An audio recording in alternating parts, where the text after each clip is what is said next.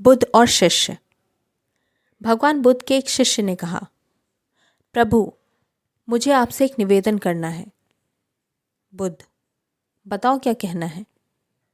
शिष्य, मेरे वस्त्र पुराने हो चुके हैं, अब ये पहनने लायक नहीं रहे।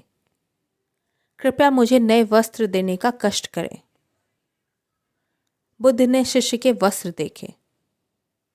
वे सचमुच बिल्कुल खराब हो चुके थे और जगह जगह से घिस चुके थे। इसलिए उन्होंने एक अन्य शिष्य को नए वस्त्र देने का आदेश दिया। कुछ दिनों बाद बुद्ध शिष्य के घर पहुंचे।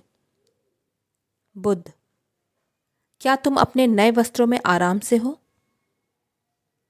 तुम्हें और कुछ तो नहीं चाहिए?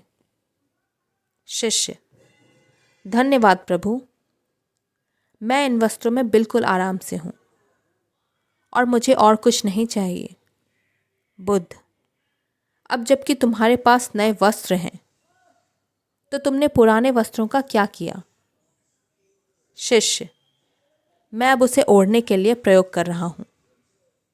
बुद्ध, तो तुमने अपनी पुरानी ओढ़नी का क्या किया?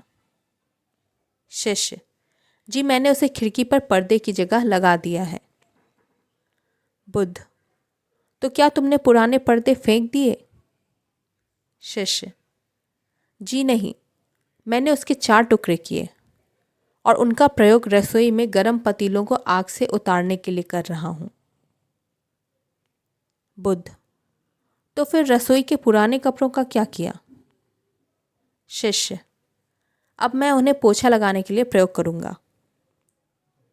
बुद्ध, तो तुम्हारा पुराना पोछा क्या हुआ? शिष्य, प्रभु वो अब इतना खराब हो चुका था कि उसका कुछ नहीं किया जा सकता था।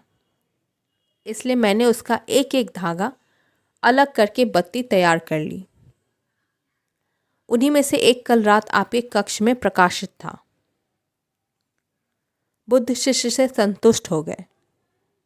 वो प्रसन्न थे कि उनका शिष्य वस्तुओं को बर्बाद नहीं करता और उसमें समझ है कि उनका उपयोग किस तरह से किया जा सकता है।